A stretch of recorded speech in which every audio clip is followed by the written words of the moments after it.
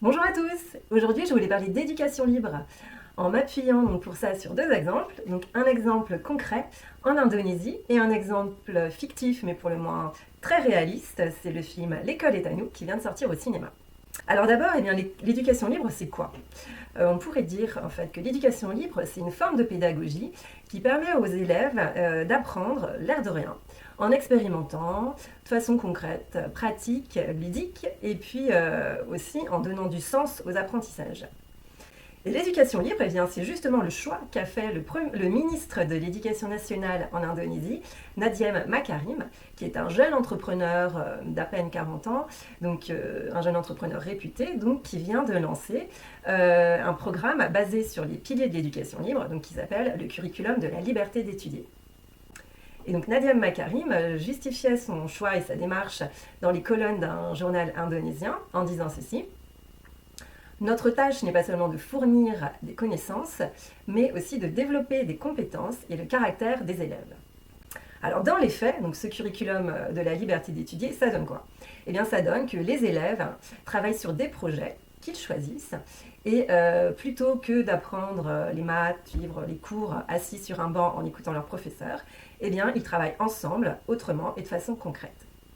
Alors, donc, à titre d'exemple, donc, les élèves d'une classe d'un établissement ayant suivi ce programme eh bien, avaient choisi de travailler sur l'accumulation des déchets. Et alors pour ça, eh bien, pendant 15 jours, ils sont allés sur une décharge publique. Et puis, donc, ils ont été amenés à faire des maths, donc, des sciences naturelles, de la géographie. Et voilà, tout ça en suivant le fil conducteur, donc, qui était la thématique de leur projet, donc à savoir l'accumulation des déchets.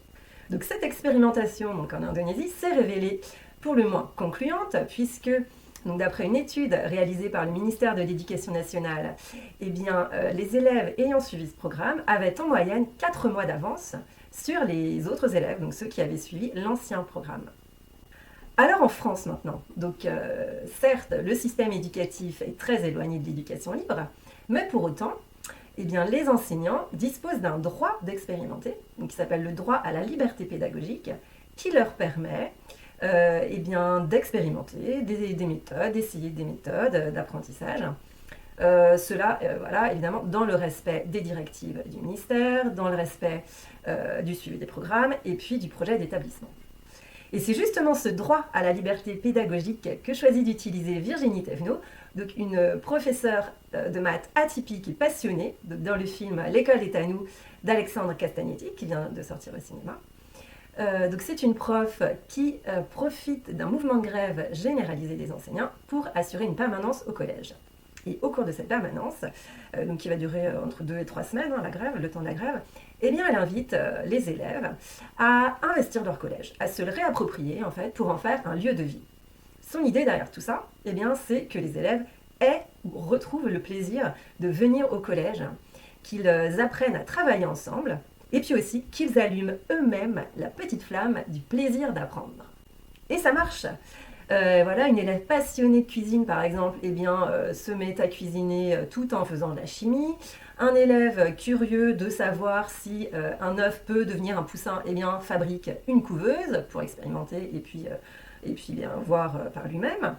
Elle réussit même, donc, cette professeure de maths, Virginie Thévenot, à faire revenir une élève qui avait totalement décroché, qui s'était complètement désinvestie de l'école.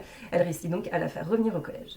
Donc, en faisant travailler les élèves autrement, eh bien, cette prof met en application une citation d'Einstein qui dit ceci: c'est le rôle essentiel d'un prof d'éveiller la joie de travailler et de connaître.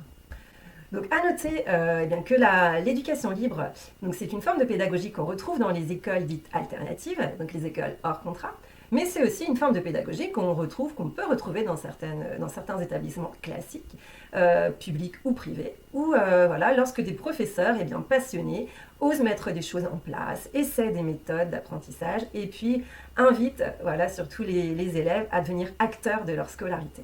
Voilà, donc ces deux exemples, moi, en Indonésie, comme voilà, ce film, eh bien, moi, je les trouve vraiment très inspirants. Ce sont des exemples qui font du bien, ça fait réfléchir, ça donne de l'espoir aussi. Et ce que j'aimerais, c'est savoir ce que vous en pensez, vous. Qu'est-ce que vous pensez de l'éducation libre? Est-ce que vous pensez que ce modèle de pédagogie peut être transposable en France? Comment est-ce qu'on pourrait faire? Est-ce que c'est déjà le cas? Sûrement, j'imagine, dans plein d'endroits. Et puis voilà, est-ce que vous avez des exemples à partager? Donc des exemples que ce soit dans des écoles hors contrat ou sous contrat avec l'éducation nationale, peu importe, mais des exemples, voilà, qui montrent à quel point l'éducation libre peut être une expérience riche, et bien, pour tout le monde, pour les enseignants et comme les élèves. Merci de m'avoir écouté jusqu'au bout. Je vous dis à bientôt, et puis surtout, haut les cœurs!